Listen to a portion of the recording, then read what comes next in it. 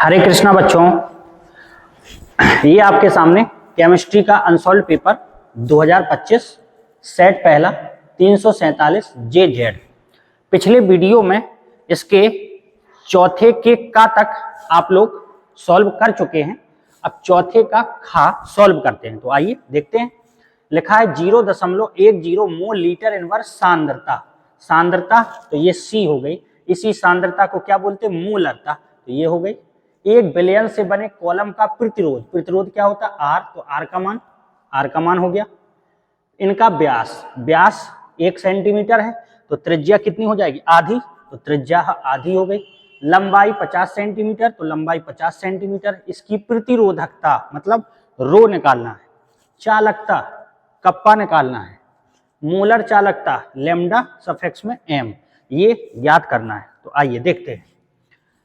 रो बराबर क्या होता है सूत्र? RA/L।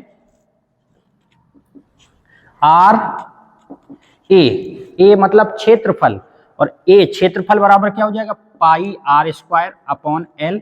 मान रखिए, तो R का मान 6.5 गुणा 10⁻³ पाई का मान 3.14।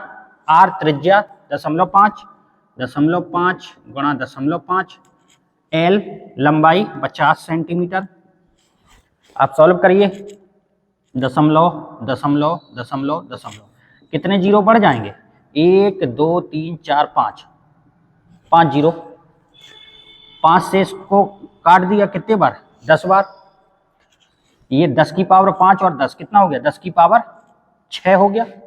और ये 10⁻3 है, इसका मतलब नीचे कितना बचेगा? 10⁻3।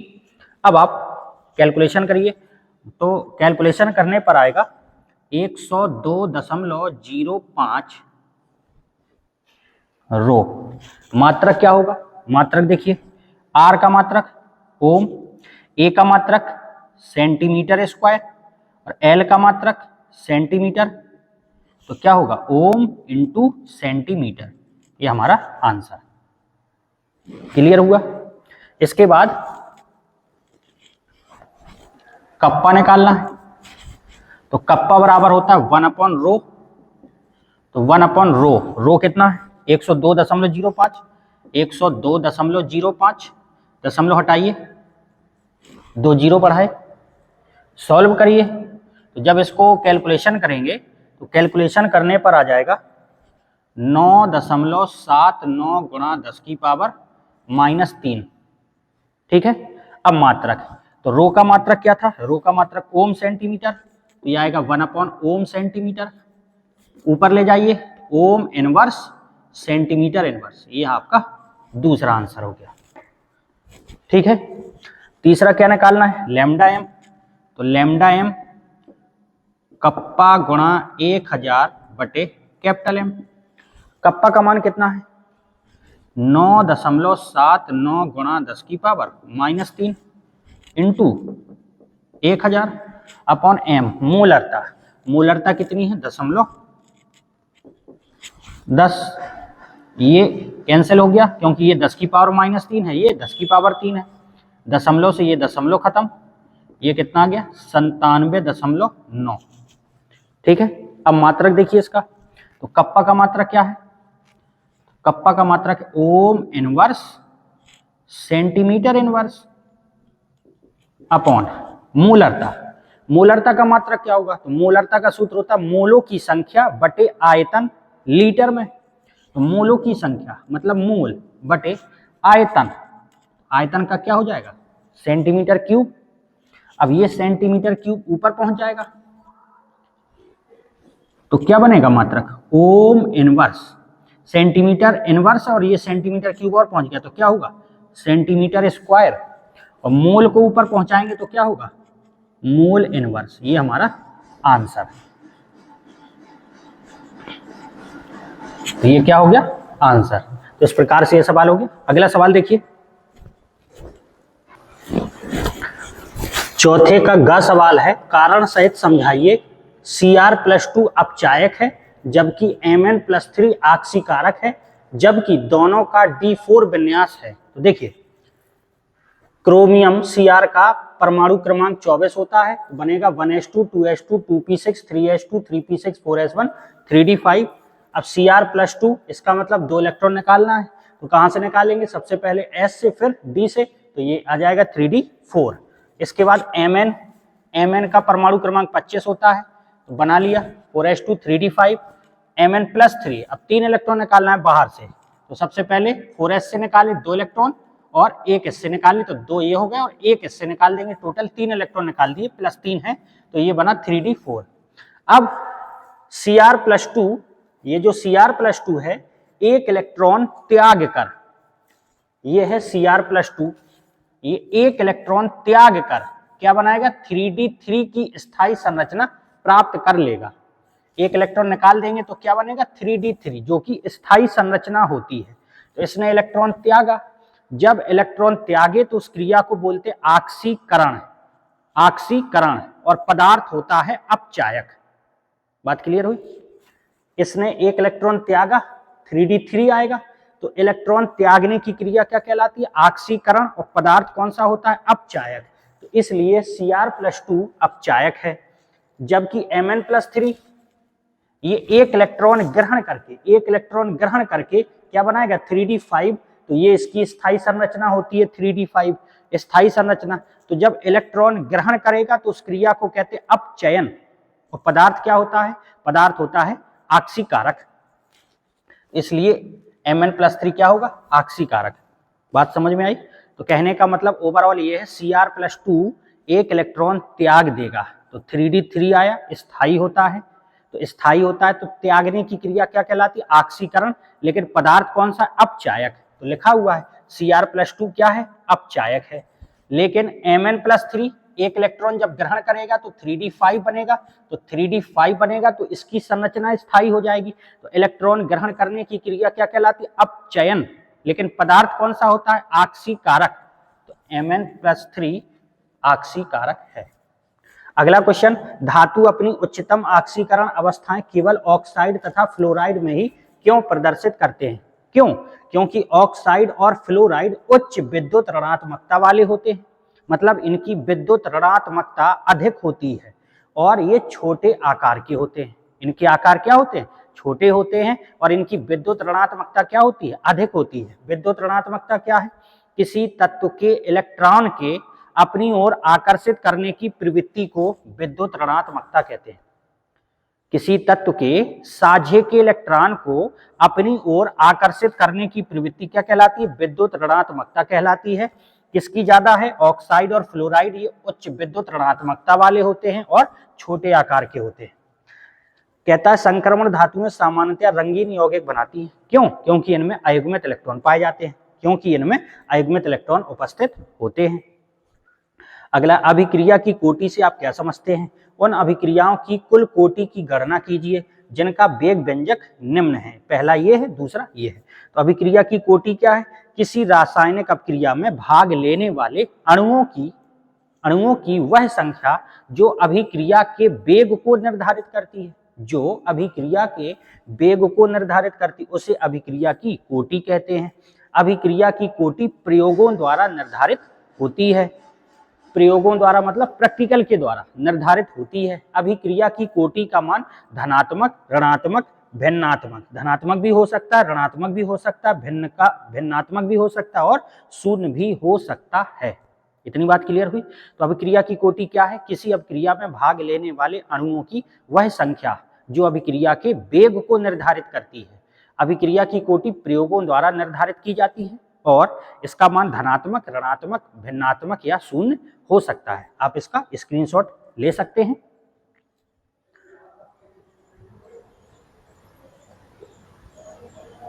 अब इसके बाद ये क्वेश्चन है, तो देखिए,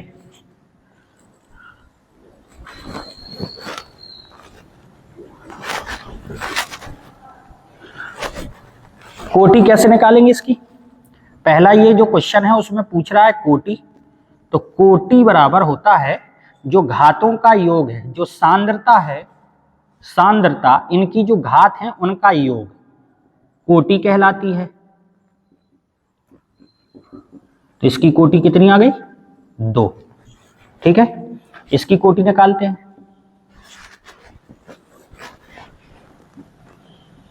तो घात कितनी है 3/2 प्लस इसकी घात कितनी है -1, कितना आ गया 1/2, इसकी कोटि 1/2 और इसकी कोटि 2। इतनी बात आपको समझ में। अगला क्वेश्चन लगाते हैं। 5वें का है कोलराउस का नियम समझाइए। 298 केल्विन पर Ca+2 तथा Cl- आयनों की जल में सीमांत मोलर चालकताएं लैम्डा इन्फिनिटिव क्रमशः 119.0 सीमेन सेंटीमीटर स्क्वायर मोल इनवर्स तथा 76.3 सीमेन सेंटीमीटर स्क्वायर मोल इनवर्स है। CaCl2 के लिए लैम्डा m अनंत का परिकलन कीजिए। तो देखिए कोलराउस का नियम क्या है। कोलराउस का नियम है किसी वैद्युत अपघट्ट की अनंत तनुता पर मोलर चालकता का मान उसके अनंत तनुता पर धनायन की मोलर चालकता और ऋणायन की मोलर चालकता के योग के बराबर होता है।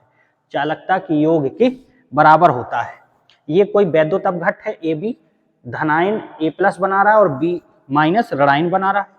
तो ए बी की मोलर चालकता का मान, ए बी की अनंत तनुता पर मोलर चालकता का मान धनायन की मोलर चालकता अनंत तनुता पर और ऋणायन की मोलर चालकता अनंत तनुता पर योग के बराबर होता है। ठीक है, ये क्वेश्चन है। इसमें ये निकालना है, किसका निकालना है CaCl2 का। तो ये हो जाएगा लैम्डा Ca+2 अनंत पर प्लस 2, ये 2 लगा तो 2 × लैम्डा 0 Cl-। ठीक है, मतलब अनंत तनुता पर Cl- की मोलर चालकता है। इसका मान दिया गया है सवाल में, देखिए 119 प्लस 2 गुणा Cl- का भी दिया गया 76.3 दिया गया 119 प्लस तो ये 6 2 6 12 2 7 14 और 1 15.6 11 271.6 मात्रा क्या होगा सीमेन सेंटीमीटर स्क्वायर मोल इनवर्स। ये हमारा आंसर है। तो कोलराउस का नियम ये हो गया कि अनंत तनुता पर वैद्युत अपघट्ट की मोलर चालकता का मान अनंत तनुता पर उसके धनायन की मोलर चालकता और ऋणायन की मोलर चालकता के योग के बराबर होता है। ये मान दिए थे, यहाँ 2 है तो 2 का मल्टीप्लाई करा दिया, बाकी के मान दिए थे, कैलकुलेशन कर लिया। आगे देखिए 5वें का दूसरा क्वेश्चन है किसी विलयन की चालकता तनुता के साथ क्यों घटती है, कारण सहित समझाइए। तो देखिए बच्चों, किसी विलयन की चालकता तनुता के साथ घटती है क्योंकि तनुकरण करने पर, तनुकरण का मतलब क्या है, विलयन को पतला करने पर, उसमें पानी की मात्रा बढ़ाने पर। तो तनुकरण करने पर प्रति इकाई आयतन में अणुओं की संख्या घट जाती है। प्रति इकाई आयतन में अणुओं की संख्या, प्रति इकाई आयतन में आयनों की संख्या कम हो जाती है। जब आयनों की संख्या कम हो जाएगी तो विद्युत धारा का जो प्रवाह है, विद्युत धारा का प्रवाह करने वाले आवेश वाहकों की संख्या घट जाती है। जब घट जाएगी तो चालकता तनुता के साथ घट जाएगी। बात समझ में आई? चालकता तनुता के साथ घट जाएगी। क्यों? क्योंकि तनुकरण करने पर, विलयन में पानी मिलाने पर या विलयन को पतला करने पर उसमें प्रति इकाई आयतन में आयनों की संख्या कम हो जाएगी, जिससे विद्युत धारा का प्रवाह करने वाले आवेश वाहक जो होते हैं उनकी संख्या कम हो जाएगी। तो उसमें विद्युत धारा क्या होगी, कम प्रवाहित होगी, तो चालकता घट जाती है। खा का 5वें के खा का पहला क्वेश्चन है 2A गिब्स उत्पाद अभिक्रिया में एक ही सांद्रता 10 मिनट में 0.5 मोल इनवर्स से घटकर 0.4 मोल इनवर्स रह जाती है। इस समय अंतराल के लिए अभिक्रिया के वेग की गणना कीजिए। तो देखिए औसत वेग, वेग अभिक्रिया का वेग, तो कौन सा वेग, औसत वेग। औसत वेग बराबर क्या होगा, तो औसत वेग बराबर ये जो आगे संख्या लिखी है 2, ये आ जाएगी बटे में 1/2। चूंकि ये अभिकारक है और अभिकारक की मात्रा धीरे धीरे क्या होती है, कम होती है, इसलिए माइनस लगा दिया।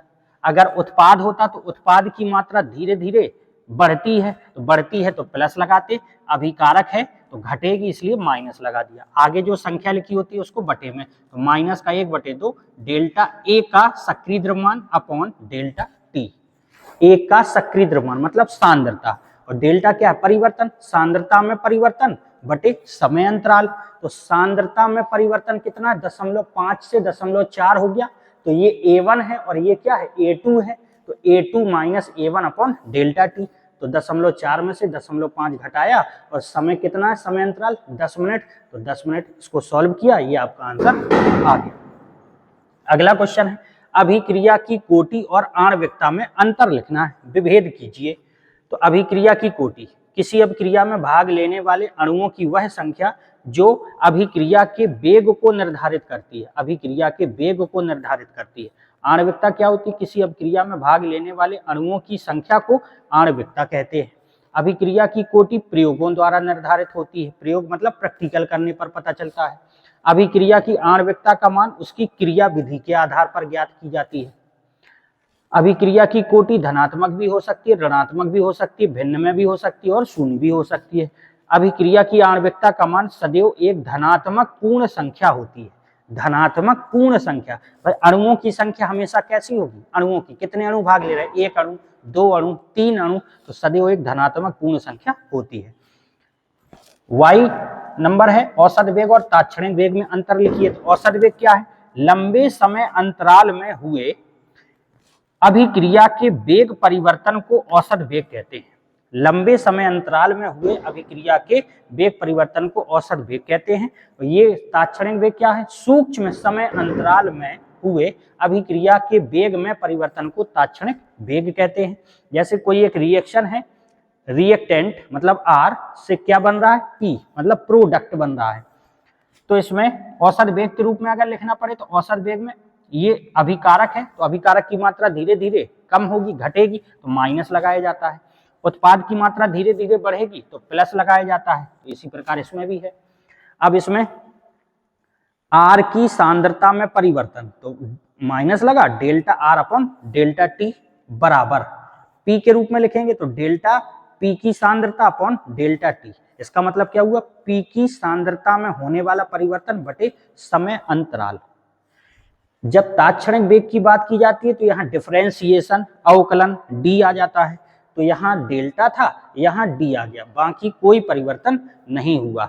माइनस अभिकारक की मात्रा धीरे धीरे घटती है तो उसको दर्शाता है, और प्लस उत्पाद की मात्रा धीरे धीरे बढ़ती है इसलिए प्लस लगाया जाता है। ठीक है, यहाँ डेल्टा औसत वेग में रहता है और तात्क्षणिक वेग में D रहता है। तो आज के लिए इस वीडियो में इतना ही। इसके बाद का जो अनसॉल्व्ड पेपर में क्वेश्चन बचे हुए हैं उसको अगले वीडियो में लगाते हैं। धन्यवाद।